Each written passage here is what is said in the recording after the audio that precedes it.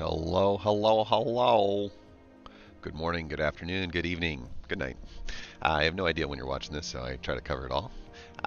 This is going to be the first time I've ever tried to showcase a deck that I built. Um, I've been playing Magic now for about 3 months overall, and it has been super fun.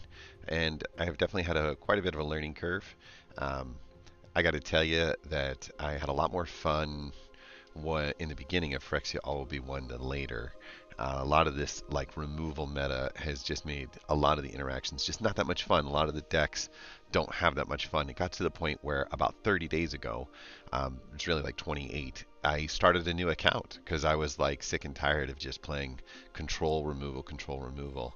And on the new account, I had a blast. You know, they're not putting you up against the toughest decks. It's kind of looking at your rare account, and it's kind of, for those first few weeks, it almost feels like you're playing in sealed, right? You only have a certain amount of cards, and you're trying to get as much amount of value as possible in order to accomplish just getting, scrounging up a few wins in order to get the jump impacts. I really dig the experience when you're limited.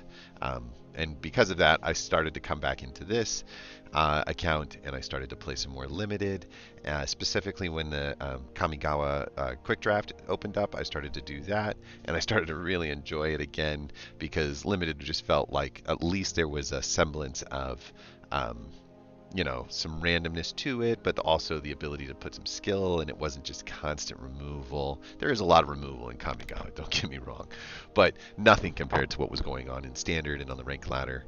And then about a week ago, I kind of went back and said, let me take a fresh look at the cards in this deck and see if I can't come up with a fun deck to play. And obviously, every week it feels like the meta changes. All of you guys watch YouTube. All of you guys pick up whatever, some of the, top guys like Crows or Croaky or whatever they're playing. And then I start to see it like the next day. So I can kind of tell, like, oh, okay, the meta's going to go to control. It looks like Covert Go Blue has put out like a pretty good one. Oh, no, just kidding. Now it looks like we're going to do some more aggro again. And most of the time, Phyrexia All Will Be One because of the toxic and the speed at which you can win the games. Everything just kind of rushed to the extremes. You're either going to go extreme control or you're going to go extreme aggro. And there are some good aggro decks that aren't quite meta or toxic that are out there. So I thought, like, okay, that could be cool. I kind of play some aggro decks.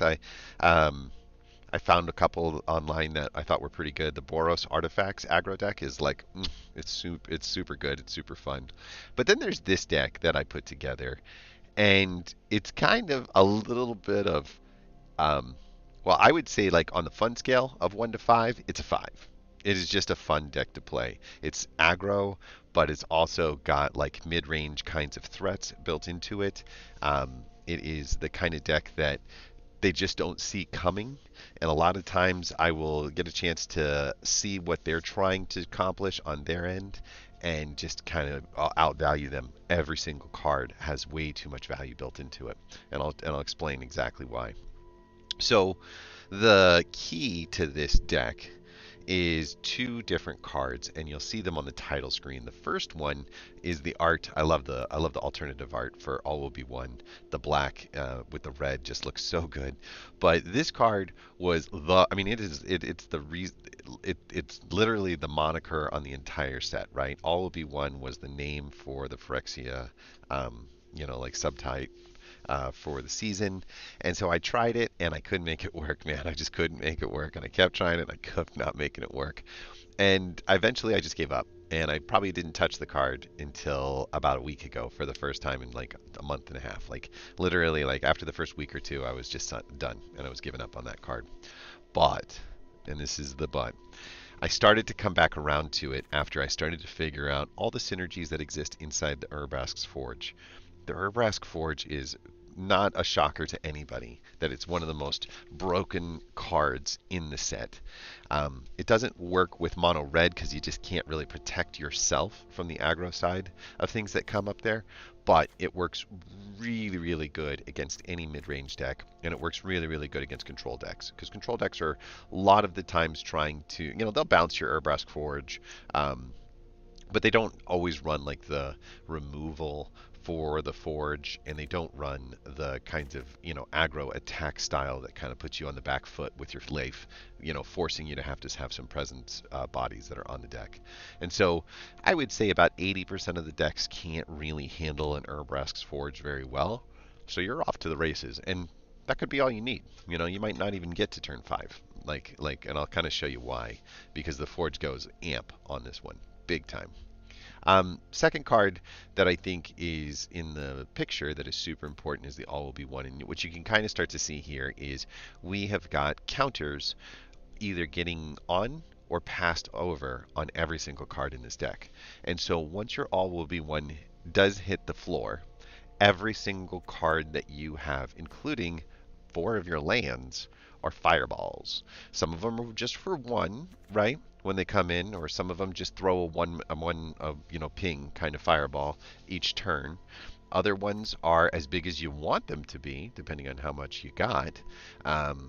This is a 5 oil counter when it enters the battlefield, which means it's essentially a rebel salvo when you cast it for free, if you've got an All Will Be One on the deck. The other aspect of it, you have a bloated contaminator. Now you say, well, wait a minute. I thought you said everything has counters on it. I don't understand. Well, the bloated contaminator hands off a counter when it makes contact, and then it does something delicious. It proliferates. Proliferation on this deck is off the charts, because you're carrying counters, you're carrying counters, you're carrying counters, you're carrying things that proliferate, you're giving up 2 counters, you're carrying counters, and my God, you're turning all of that into fireballs. So, in a more developed game, you're going to find that, getting a bloated contaminator to connect is just off the charts. It is game breaking. You will be annihilating their side of the board. If they're going super wide, the trample on this makes a big effect. So you'll get that opportunity to get in, and then, let's say they're going wide and you guys are in a standoff and they've got like 3/3/3/3/3/3 creatures. Your evolving adaptives are sitting at 3.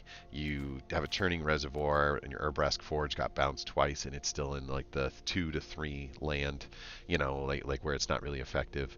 And then suddenly you can attack all and swing with like 4 or 5, little, creatures that aren't very effective, and then a bloating contaminator connects. And it's like, yeah, you're going to lose a couple things. It's okay.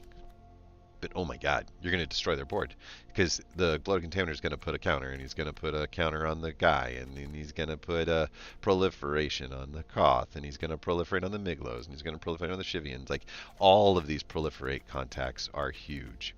The final piece of the puzzle is this deck is not designed to go 9, 10 turns. There's no top end threat here that is suddenly going amazing, and the longer that we keep our things on the board, the more susceptible we are to board wipes or the kinds of things that can sort of give the advantage back to, if they can handle the Forge. So what we want to do is we want to speed up our damage delivery as fast as possible. Yeah, this is turn 5, right? So we can't wait till turn 5 to start to put pressure on the opponent. We really need to have some pressure like coming down in the earlier side of those things. And that's where the Magmatic Sprinter is maybe one of the most underrated cards in all of Phyrexia V1. It's going to do the reinforced Ronin, thing where, I call it the reinforced Ronin thing because that's the first card I ever saw that, like, you cast it and it bounces back, you cast it and it bounces back, and so you get to keep doing the recast.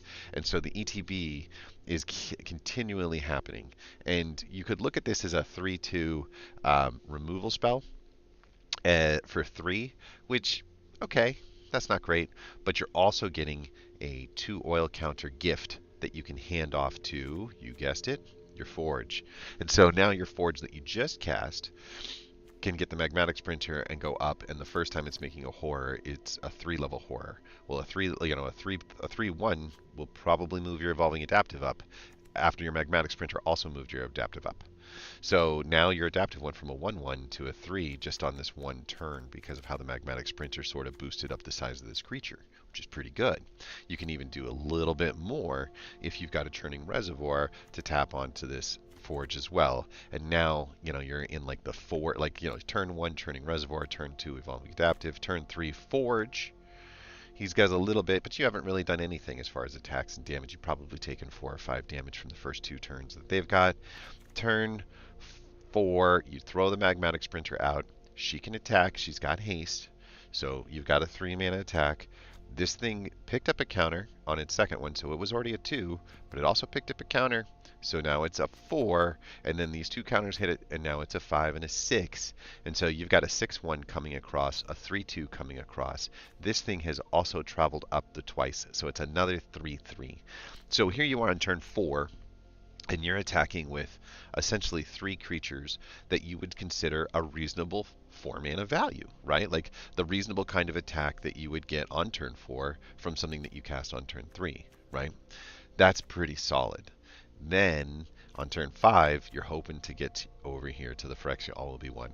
I will be honest, these 2 cards are like, they look like they're this way, but the Koth is really there as a defense mechanism to take some heat off of you if you haven't gotten the board established on the way back on your side of the equation, and instead they are really kind of chipping in and getting you down to like 10 or 9 life. If they've got a very, very aggressive deck, they may have been able to do quite a bit of damage on the first 2 or 3 turns. And so here you are in turn 4, immediately being able to throw the Koth down, do the damage piece, maybe take out one of their aggressive little guys, because that's pretty much the only way you find yourself behind the 8-ball this early in the game. And now you've also got yourself, a target for them to want to attack. Because of his +2 ability, he becomes so much more beefy so quickly that it's almost a guarantee he will become the bane, like he'll become the focus of that next level attack. Just buys you an entire turn. Right? So this guy buys you the turn, he takes out a creature. That's pretty good rate of return for 4 mana. It's not too bad. And then if you've got an All Will Be One there, now he becomes a 4 mana fireball, as well as whatever the mountain situation that you're looking at. Like you're hopefully got more than 2 mountains, but even if you only have 2, he can also become a removal spell. So casting these in the reverse order like this would be ideal, but if you have to, he kind of helps you get to the Phyrexia All Will Be One like token that's on the deck. Meanwhile, you're not really taking turns off here, because hopefully you've got that Forge running, and so that Forge is still pushing out damage, and you're still able to kind of keep pressure on them, making them have to sacrifice a creature to try to block as much damage as possible.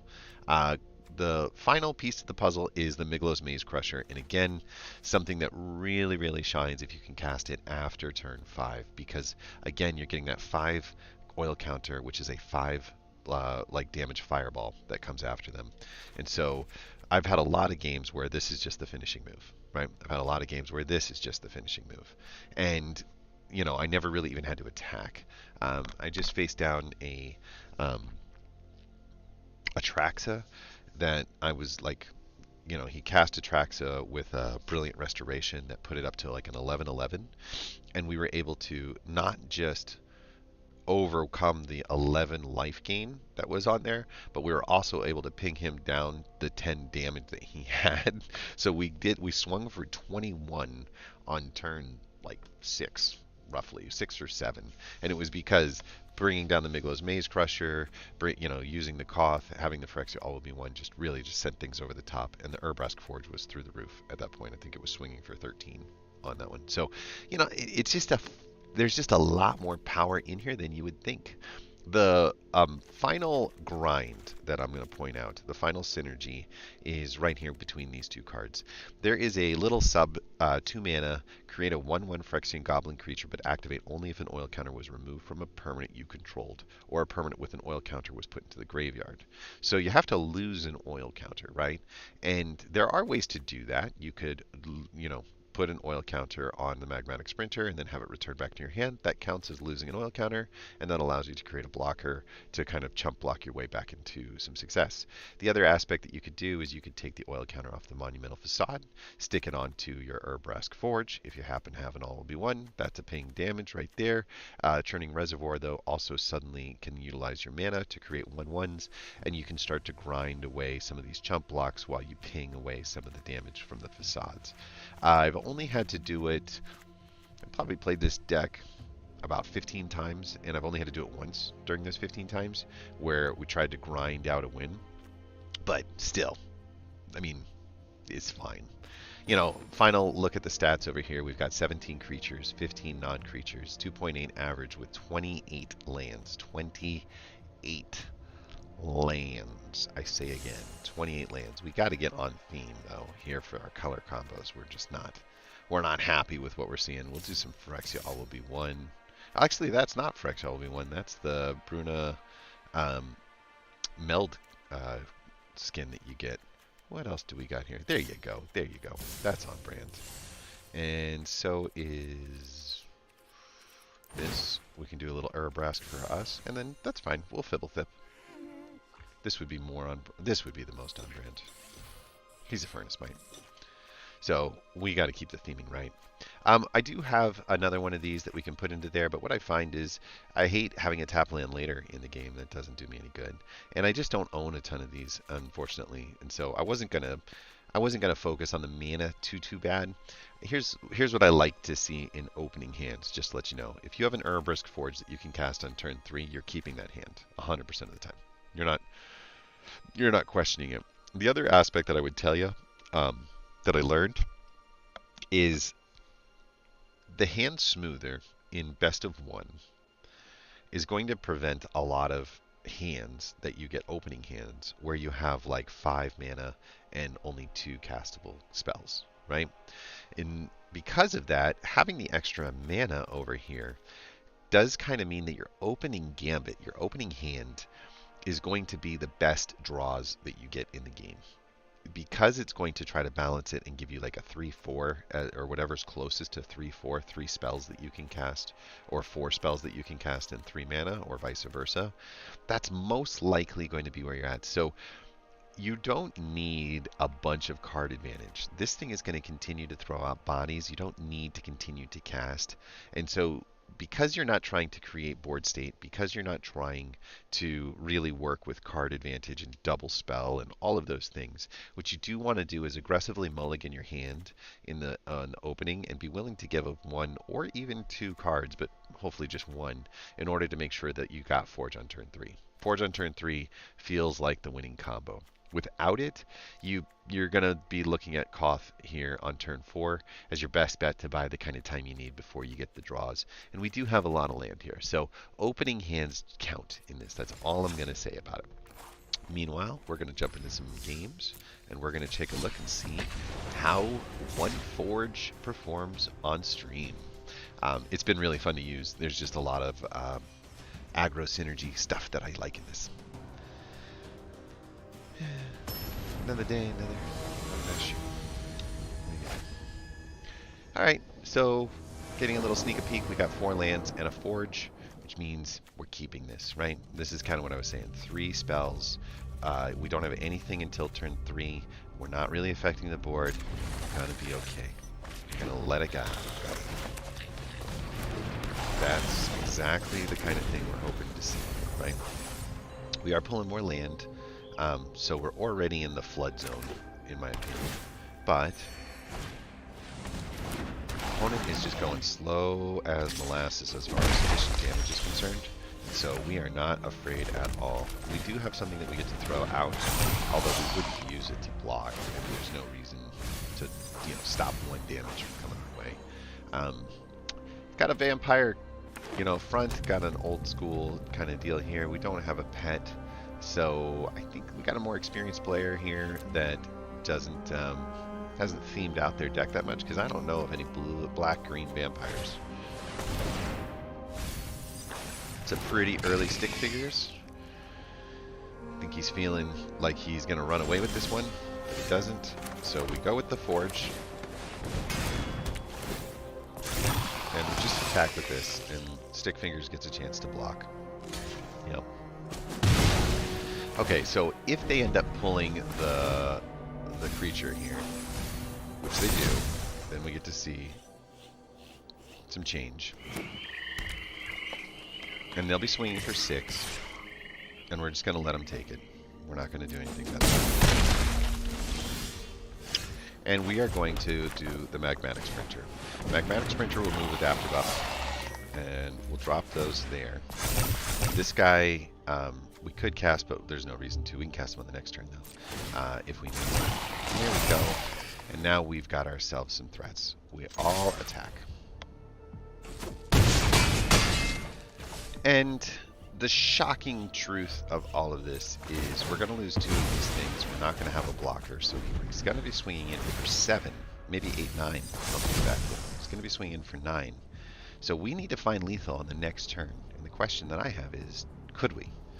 So let's do the math on it. We've got a 3, and if we toss him in here, the Urbrask Forge will bring him up to a 4. The Urbrask Forge would go to a 7 because it gains a counter, and then we're dumping a counter on it. So 7 plus 4 is 11, but he's gonna, well, he messed up. He doesn't have the blocks, and he should have known better than that. And so that's game. We win. Unless there's something that you can do for 1 mana that damages me for 4. I don't think that's the case. We'll throw this out here now. And again, the Magmatic Sprinter damage is just going to do so much more than even things like this because of the Summoning Sickness. Even if we casted this, it would be a 4/4 flyer, but it wouldn't move anything else. Here we're getting the 3 damage and the 6. And yeah, he's doing the math when he sees it. It's over. And that's what I mean by they don't see it coming. There's not enough on the board for them to do the math in their head. I mean, they saw the parts. We didn't show them it. There was nothing sneaky about what happened on the last turn. Now, could he have won? Maybe. I was thinking that if he left the Death Bonnet Hulk behind, just one, what we could do is we could still do the same play, but not attack with the Evolving Adaptive. Right? The Urbrask Forge goes in, Hulk tries to take out some of the damage, or maybe it doesn't, but because of its existence, we're not attacking with the adaptive, and the Sprinter is probably not the one that we wanted to, because we had, 3 more health here. We had 7 life. So he would have 6 on that swing. This wouldn't be at 11, it would have been much lower, and we would have been able to go after it there, but at least he would have bought an extra turn. You never know, man. This is a lot of mana. 1 extra turn, Conduit of Worlds, there's a lot of good things going his way here. But still, he did his entire plan unabated by us. No removal spells. Not once did we have 2 creatures attack. We can just deal damage faster than they can, even when everything goes their way, even when they turn both those Hulks as fast as they could. That's the All Will Be One Forge. And that's what I mean by it's fun. It's not frustrating. I don't think you're being mean like a lot of the removal spells. I played against a deck in the Boros Artifacts deck where everything is 1 and 2 mana, and I had 8 removal spells cast against me in a row for the first 8 spells. And I was like, who's enjoying that? You know what I mean? Nobody's damaged anybody. It's just I cast a 1 mana spell, he cast a 1 mana removal. I cast a 2 mana spell, he cast a 2 mana removal. It was just the same thing over and over and over again. And I eventually won the game because by then, he runs out of juice. And I start to be able to cast quite a bit more. I started to recognize what was going on, and I stopped giving him the opportunity to get anything with the board wipe or whatever the case was. Still, good stuff. Okay, testing hand. And what I mean by that is we only have 2 mana, and we do have our Forge, but we have nothing to do until 3 mana. And so this thing will kill us if we don't pull our 3rd mana. We don't care what color it is, but we're dead if we don't pull it by the time we get to turn 3. So we get 2 draws and we go first, unfortunately. So I'm going to mulligan the hand. We now have our 3 mana, we still have our Forge, and the thing that we can probably live without the most is right here in the form of a Koth. Koth has kind of got more synergy with the All Will Be One side of the equation, and so there's no reason for us to hold on to it since it looks like we're on the Forge side as the early play. I'm a big fan of getting the Monumental Facade out early, unless you've got a Forge, and unless you're thinking it's your 6th mana because you've got an All Will Be One. Otherwise, though, having it out there early just kind of gives them a question mark. They're like, it looks like we'll be facing some mono red. So this would be a good test. This is not the best hand without a Magmatic Sprinter. It's not the best hand for us to figure out. We could do this and get the 1/1 counter. I'm just not that worried about what I see so far. So we'll say end turn here.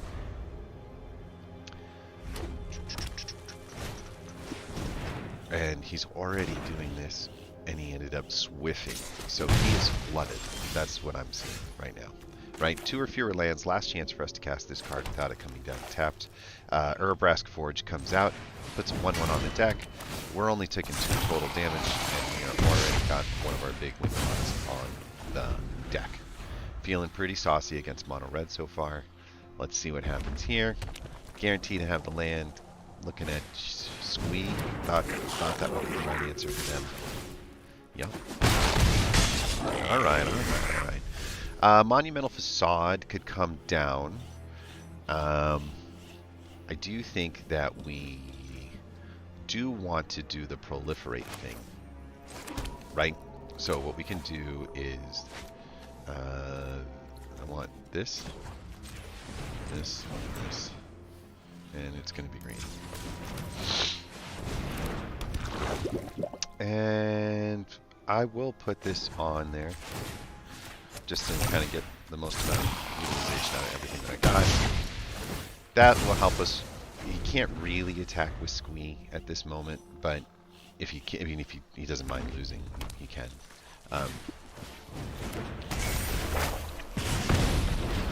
I think he's questioning. Okay.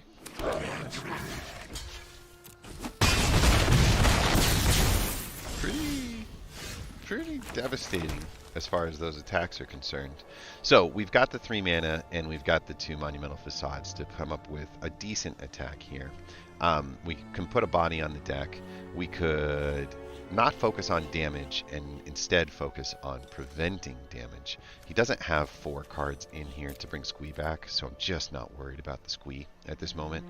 So I think the answer is, do we Shivy and Devastate on the small side of things, just end up with 1/1/1/1 on it, and do the Miglos just in a pure defensive move, end up taking 2 damage and trading out Shivy and Devastator for Phoenix Chick, and then kind of going back and resetting? I think that's the right answer. I know that seems weird, but yeah, I think that's the right answer. So we're going to do it that way. And we're going to do this. And we'll do just 1. Because that'll prevent his Phoenix Chick from coming. And then I do think that we attack here. I'm not that concerned about the extra damage coming at us. I think that we will be able to prevent the Phoenix Chick because of the proliferate action that's happening here. So I do think that we do it. The payoff is just too great. We've caught back up on the other side of things. We're 6. Man, you wish you had an all-be one Forge, or an all-be-one out here right now.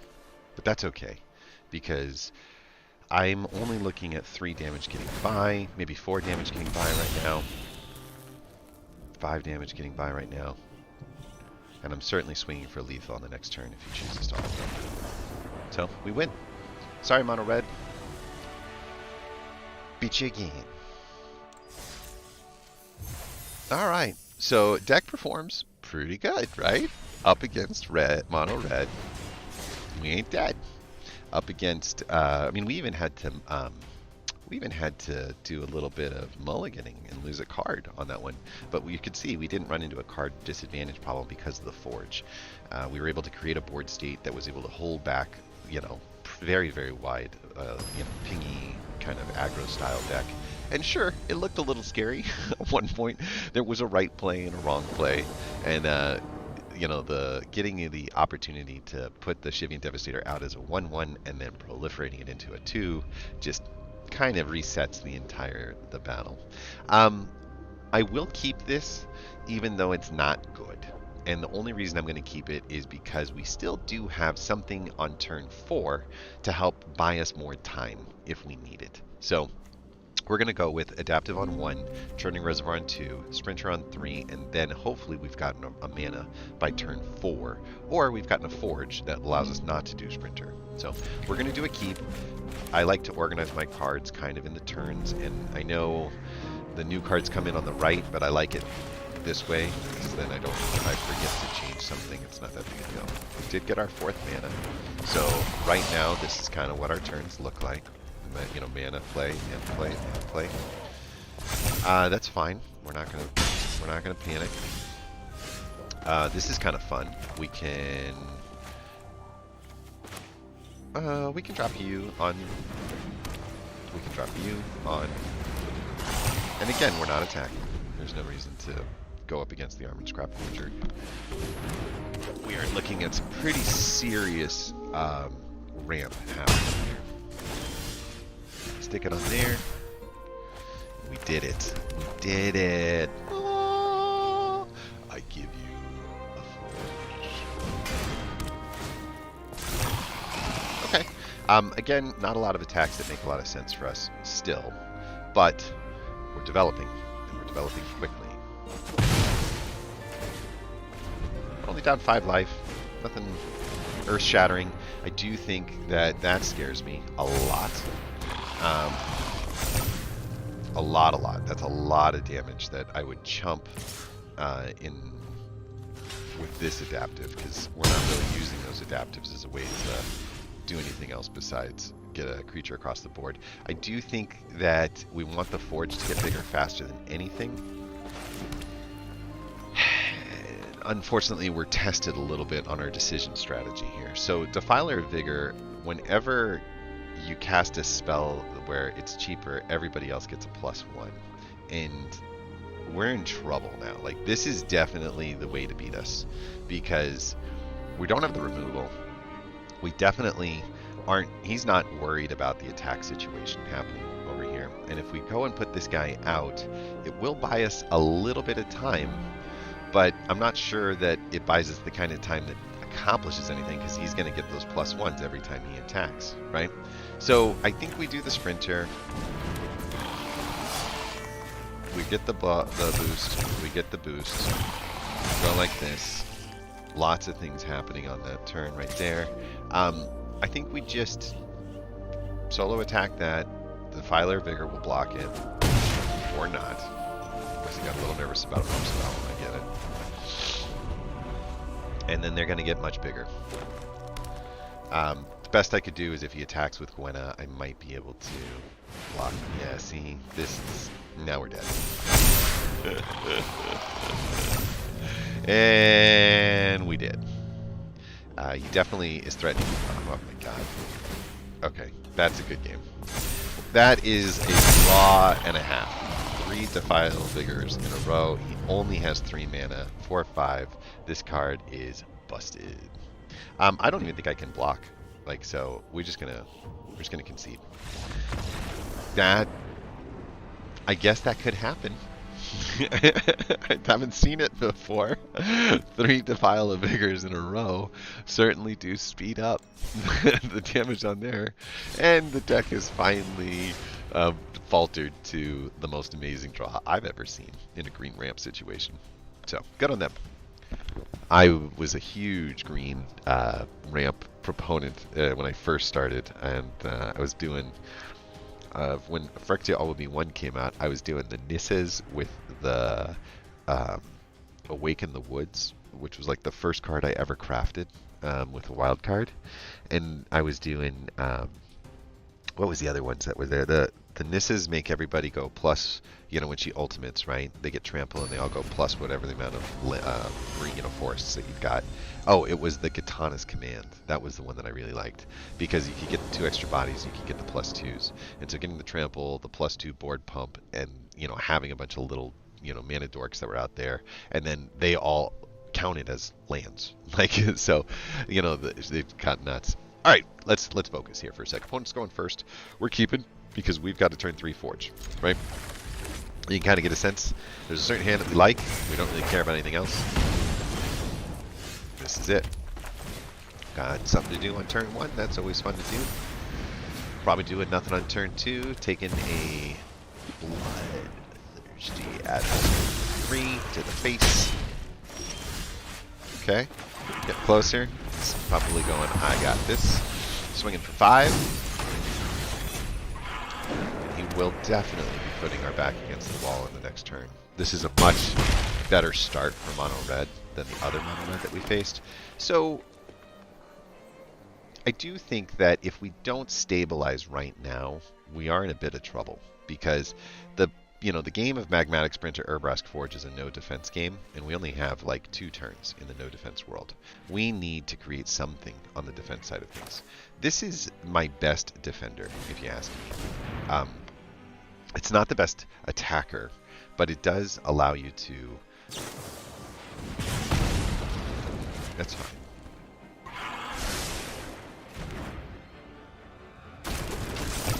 It does allow you to sort of block the 3/3. So we're going to get a sense. He has a 3-mana fireball, but that's not enough for us to freak out about.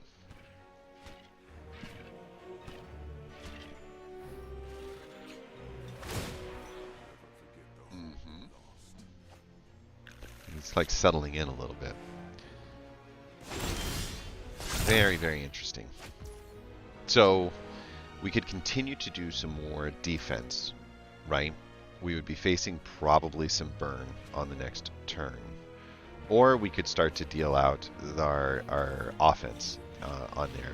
I do worry a little, but he's going to burn us eventually. So let's get something going.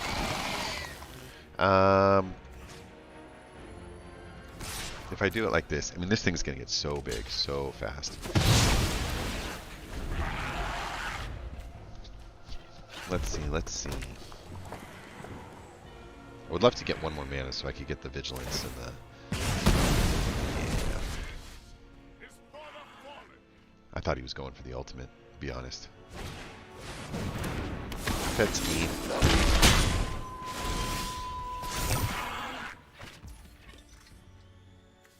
I think that's game. I don't see a way for us to survive. These two both have 4 toughness. Yeah, I don't have the mana to prevent it. And he throws the fireball and attacks for the win. That's game. GG, opponent. You got a really good start. That's 2 really good starts that got us. Lost. No, there was nothing wrong. He didn't do anything wrong. And we're back to 50%. Not doing a great job here showcasing what the deck can do. But, you know, the nice part about it is the games are quick. We're either dead all the way or we're winning all the way.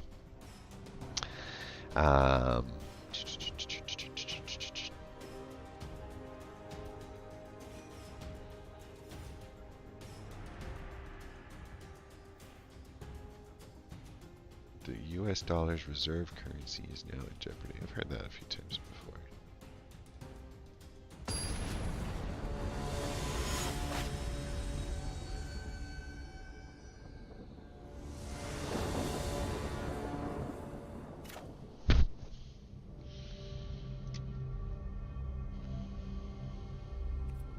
We need a land, but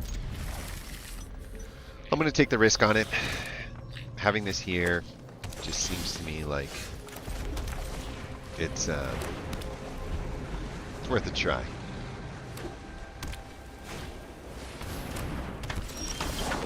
We hit the land.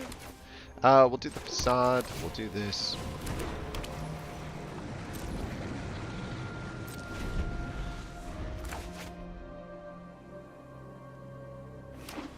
He's gonna get some health. He's gonna get a nice hollow taunting. I've seen this before. It's pretty nasty.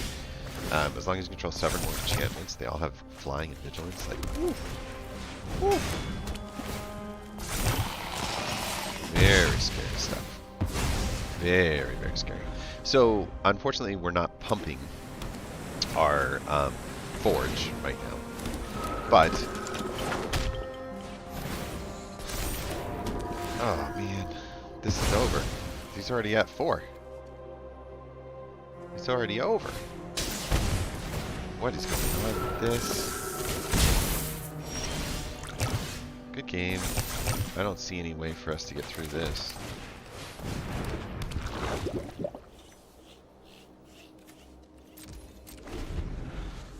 Yeah, I just don't. This is 12, 13, 14, 15. It's over.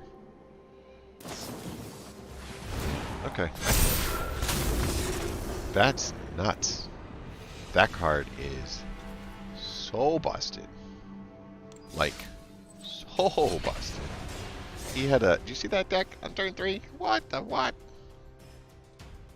I guess our win percentage must have been a little too high because, man, we are going up against some pretty powerful stuff. And I don't understand why. What did we do wrong? We'll do it again. Now we're down. We're under 500. So on the fun side of things, it's getting less fun. On the winning side of things, it's getting less effective. Maybe we can go on a little bit of a run here. Evolving Adaptive, Churning Reservoir, something on turn 3. Again, we're gonna keep it just because we've got kind of a nice little 1, 2, 3 jump start on him, and we'll have a little bit of board presence this time. Not a lot, you know. He'll be at 2.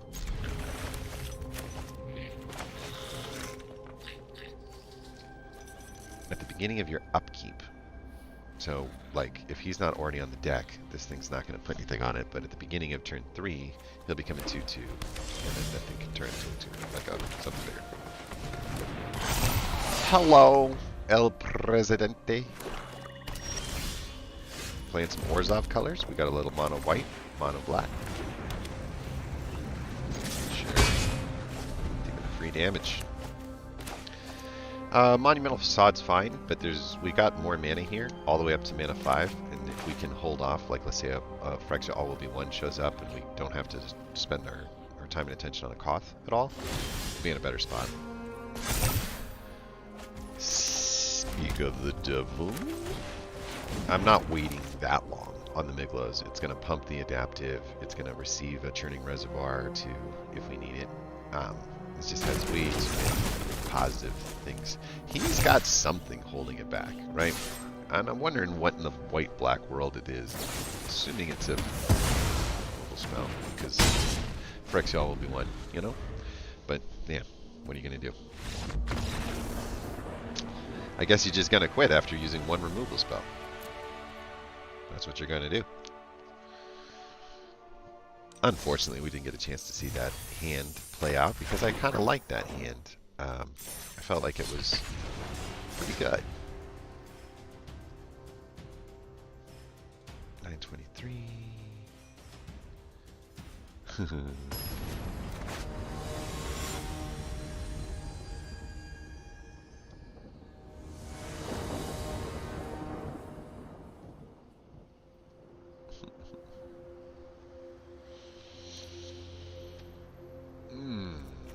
Probably one of the worst hands I've seen that still has the mana. So we're going to do a Mully.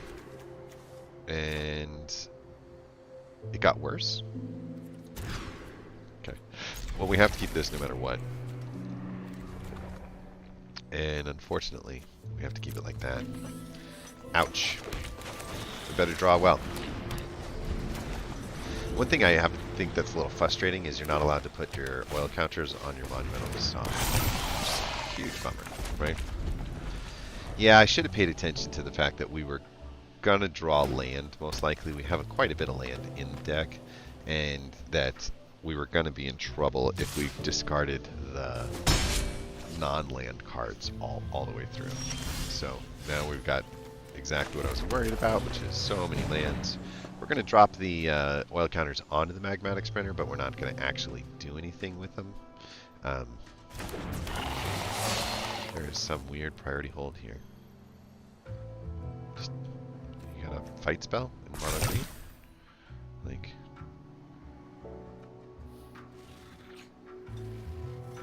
yeah. I mean, I guess you would tear asunder if you had black.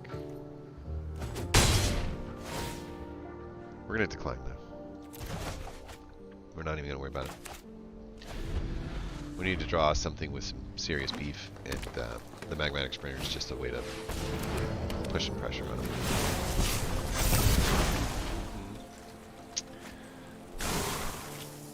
Let's see.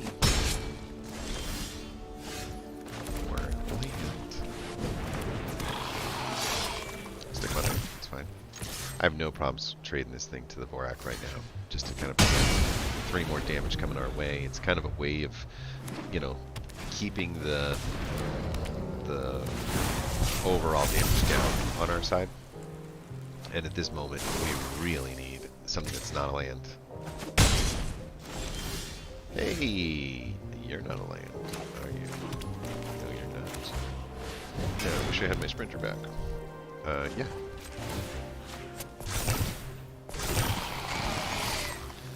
Okay, so swinging for 6 on his side. And then,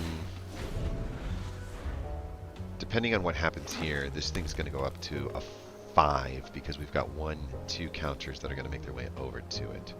So we're almost... We're dead now. That happens. But yeah, we're dead. It was just bad all around. Bad hands through, like we had to mulligan twice. Bad draws. We got like the first 3 picks were land, so we dirtled around for 2 extra turns without anything to do. Pretty bad luck, you know. Where's my hand that has like 3 Defiler Vigors, right? Like I want that hand. Whatever that guy was paying to get that draw, that was pretty sweet. We have a Sprinter, an Adaptive, a Miglos, and a All Will Be One with 3 mana. So we are keeping. We're on our way to dropping some, you know, we'll do this and this. We have a turn 3 Forge, which is excellent. We've got some nice little rampage on their side going on. Might as well. We do have the mana to make it close to the All Will Be One. If we don't, that's okay, because we still have some things to do if we don't get there.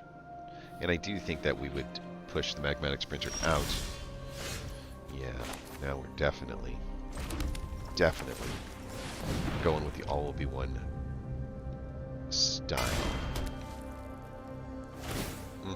2 1/1s. Nothing scary. Don't even worry about your removal spells.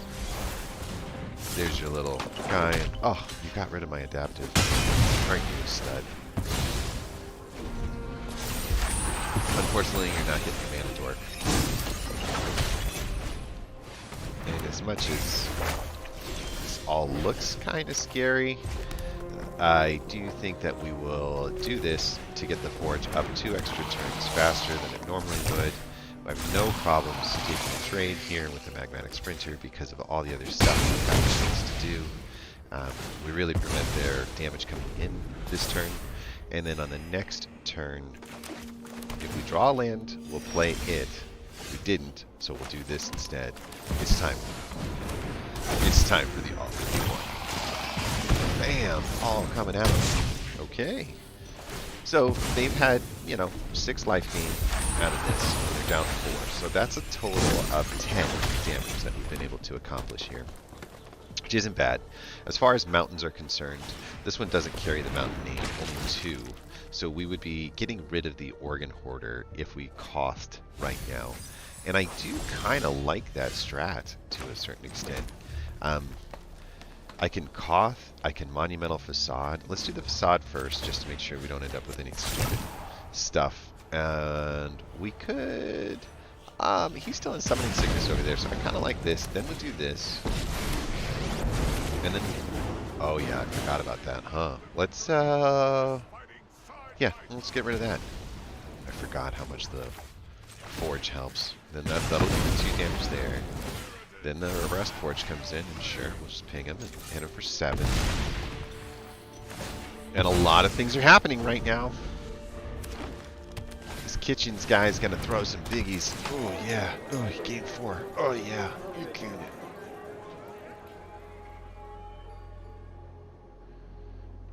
it.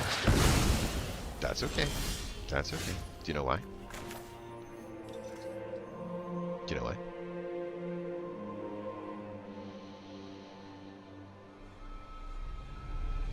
Could I do this twice?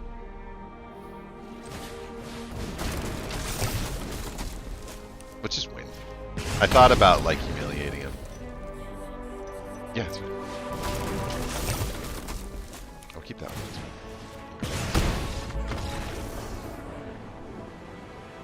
Nice job! So we face down a very nice ramp deck. This got melded in with the Organ Hoarder. So we face down two of these. We face down excellent usage of that. We face down a cleanup crew that got rid of our forge. But our Nebraska Forge was not the win con, because this became the win con as soon as it hit the deck. And you can really see how fast we're able to deal damage once the all one hits. It's just kind of nutty. 1, 2, 3, 4, 5, 6. We didn't miss a land the entire time. So on turn 6, down -2. Opponent definitely got a chance to heal an extra 6. So we did 28 damage in 6 turns, and we've still got a lot of threats on the board. Like, there's no reason for us. We could have Nicholas Mays crushed it and gone after the cleanup crew on the first ones. We've got a nice card sitting back here. Just once you can get rolling, oh, it's just so pretty. All right, we'll do one more game because it's the best of 7 rubber match, right? We are 3-3, and we are going to get an opportunity to see if we can get above 500 with this deck. If we can, then it's clearly good, and if we can't, then it's just fun but effective half the time. We have 3 mana, we have a turn 1, and we have an all will be 1. The 3 mana with the Maze Crushers is so good, though. We're keeping. Not too bad. Surprisingly enough, the Monumental Facades don't get in the way too often. I haven't had too many hands that I can recall where put a soul counter. We'll do that.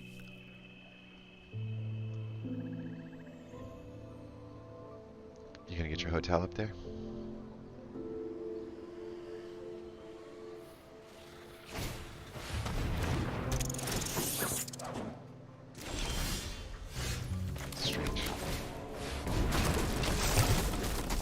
I don't mind the trade here.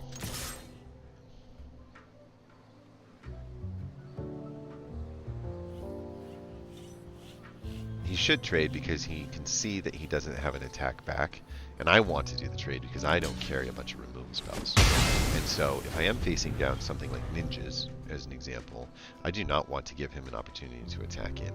That's how he can bounce things, and all that kind of stuff. I'd much rather just face the removal spell, the clean removal spell right now. Hopefully start to draw some lands so I can start playing some of these cards, because getting a Koth on there would be good. Yep. There we go. Just like we said. We wanted one of those. If we do one of these, we can get the last land. He's not threatening. Just plus. And you say, but, DJ, wait a minute. What happened to the all will be 1 and the... Oh, yeah, we have another one. Don't you worry about it. Don't you worry about it. We got more. Oh, he's gonna make us give up a card. I guess we give up a Miglos, huh? Oh wait, that's right. It's not the virus. We're good. And we're off. Let's go with this. We'll go with that.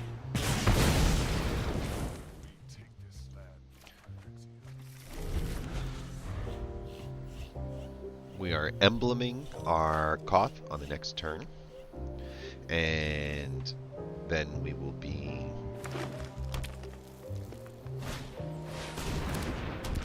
fine with that. So let's do the emblem, and you get an emblem that says whenever a mountain enters the battlefield, it deals 4 damage, right? And then what do we have here? A mountain. We're going to do 4 damage.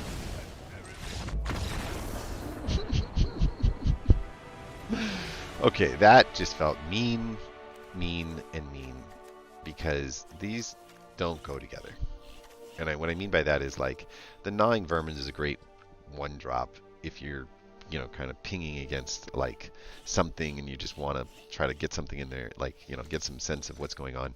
I only use the Gnawing Vermin in my rat deck because obviously it's rat. It gains toxic, so it starts to actually produce some damage. It trades up to things that have 2 toughness if you walk into it, or even 2. And so it has a lot of positive synergies. And when you play it on turn one, you get a sense of what you're walking into. You immediately get a sense to see what those first top two cards of their deck were going to be. And you can kind of get a sense like, oh, should I be holding back something for this enchantment on a removal spell? Should I be holding back something for planeswalkers? Because a lot of times if you see something in the first two cards, you're going to see more of them later on, kind of deal. In this essence, though, Koth, the Fire of Resistance, coupled with the All Will Be One, were the just too much for opponent to deal with. I've rarely gotten him to the point where I'm embleming him, but you can see how effective that was. Really, really good. So we win. O'Doyle rules. That's going to conclude the stream. We got a mythic card out of our random freebies that we get. That's excellent. So let's take a look at this thing for a second. I've never seen an Enduring Angel played against me before. It's like a totally new card for me.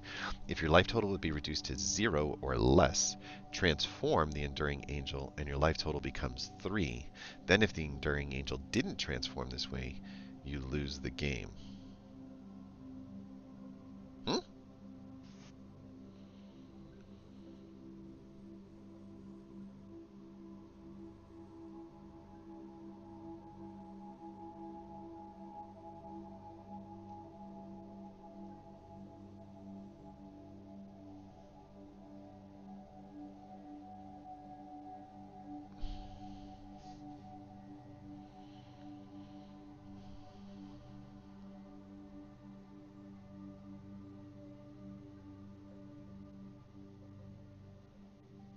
I think I get it.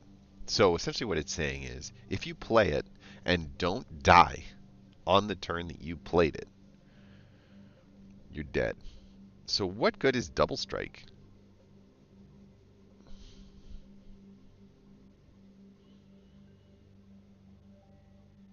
You know what I mean? Like what good is flying and Double Strike on the first start of this card?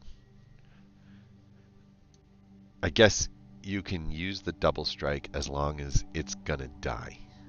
And that can make it a good blocker. But you have to play it at sorcery speed, which means you don't know if they're going to attack into it. So you have to have the ability to remove it on top of the 5 mana that it costs to cast it. This card is a bit of a donker because essentially it's a 6/6 that does the same amount of damage even if you didn't do it. I do not like this card. This card is bleh. It's way too situational to say I'm gonna always have that card when I want it or when I need it the most. I don't like it. Yeah, I'm gonna give it a thumbs down on that mythic card. Did you guys know that there'd be gold in Demdare Hills? We're taking it. 550 gold for 50 gold. Never seen a better deal in my life. Yeah. All right, cool. Last thing that I was going to do, and I'll do it on a different stream, is finish up our quick draft that we had over here. We got to 3-1 before we had to call it quits at the end of the day. I do want to warm up with the deck a couple times before we jump into it. But this is the deck that we drafted. We got some really solid cards in this draft. We definitely buying time and leaning on some cool ninja, kinds of synergies that we've got going around here. And then we do have the Toad Rider as well. So enough enchantments to make the Toad Rider effective. He's not really a win con by himself, though. We only have this in order to get the mana of blue or green that we would need to make them unblockable and turn them into the win con. But he's still pretty close to a bomb, even without it. And then everything else is kind of control and removal, right? We've got a lot of removal going on over here. I think between the Kunai, the Silencer, the Clawing Torment, the Long Reach of the Night, the Touch of the Spirit Realm, we got and the Lethal Exploit. We got a little bit more removal than our typical draft deck. What you can see here is this is a removal, and this is a removal, and then 1, 2, 3, 4 other ones on top of it. That's 6 different ways, 7 really different ways to remove their creatures on their side. So we take out the big things when we can. that we need to. We're kind of okay with losing some of our smaller stuff if we need to ditch some things for the Dakuchi silencer, or if we need to chump block our way until one of our bombs hits the deck and we get an opportunity to kind of put them out there and use it. So I've seen a lot of, I played like 4 games inside there, and they were all went wide, is what it felt like to me. These Searchlight companions just are so good at like going wide, and if you can recast them because you've got the flyer and you've got the silencer in your hand, or you've got I think there was another ninja that I had in here. Yeah, the Mukatai ambusher, right? So if you can do a couple of ninja stuff, not a lot, but just a couple of things, you'll find that you've got an opportunity with the synergies that exist here and here, and the synergies that exist here, to keep your board state while you're ninjutsuing in and out and gaining the most amount of lifelink, gaining the most amount of removal, gaining the most amount of pinging and lifelink, and definitely being able to like harass their end of the board a lot more than them. So much removal though, just so much removal going on in this deck that it's not 100% guaranteed that you're going to win, but if you can make the game go just a little bit longer than what their plan is, if their plan is to try to win on turn 6 or 7, which is kind of in limited the most aggro that you're going to look at for the most part, you're in a pretty good spot to disrupt that plan and turn this thing into a 9 or 10 kind of round deal and really be able to out wide them. I have run into a couple pretty scary things that not all of this removal works on, right? Lethal Exploit only gets up to 3. This thing only does 3 damage. This thing can kind of ping for 1. And then they can just keep sacrificing their worst kinds of stuff. So not every piece of removal is perfect, but the Dakuchi Silencer, the Wandering Emperor, the Touch of the Spirit Realm, that's on us. We get the chance to choose what we're getting rid of on those. So I dig it. I feel like it's a card advantage kind of game when you're playing and bringing back Searchlight Companion, because you're putting out 2 bodies and you're upgrading one of your previous 2 bodies on the time before. And so you're kind of just getting an opportunity to really go like, I throw you out, there's 2. I chump block with 1, not the flyer. I use the flyer to Mukatai ambush and come back out again. Now I've got some life link and I've gained back life, so I don't even have to chump block if I don't want to, and then I can come back and throw the Searchlight Companion out, and now I've still got 3 bodies that are out on the deck. And so it's just giving me 3 life, preventing one of your attacks, getting an opportunity to upgrade the board state and go up to 3 bodies in 2 turns. Just a lot of positive like synergies that you can kind of get a sense. This one too, if he's got other Searchlight Companions, this thing is just harassing them with the 1/1 kinds of stuff. Or if he's just getting down to the end, getting that Okiba and then having to reset it and do it again and then having to watch it get reset again is like, oh my god. So I focused on black, and I just tried to see if I could get some ninjas on the blue side of things. I was thinking I was leaning towards ninjas, and I had 2 good pieces on the ninja side here, but Wandering Emperor was too much to turn away. If I was going to go down white, I needed to do it that way. You can see I've got a lot of white in the deck. I don't typically use this for the white, but if I have to, I will, like if it's in the top 4, and that's what's going to define whether I can cast a Wandering Emperor or not. I'll do it. Imperial Oath is pretty easy to cast. This sometimes can get held back for a little bit, and this can sometimes get held back for a little bit, depending on if we can capture our white, or if I end up needing to use the Uncharted in order to get a white, in order to wait until it's not a tap kind of deal. So, yeah, there's a lot there. Reckoner's Bargain is good in the sacrifice deck. If we had gone down the red sacrifice road, which we had a card or 2 in that footing. We had some creatures that can help us, like with the sacrificing. We had some, I don't know, just in general, I felt like we had some good synergies in there, and so the Reckoner's Bargains were coming at the end of pack 1, and I thought like, yeah, that'll work, but it's okay. Anyway, I'm going to end this stream. We'll cut it up and turning it into a little bit of a tighter sort of presentation of the thing. We won't cut the losses out, though. We'll keep the 7 games with the deck in order to kind of keep it all in one shot. But if you're watching this, I appreciate it. Don't worry about liking and subscribing if you don't want to. Throw it down there if you do.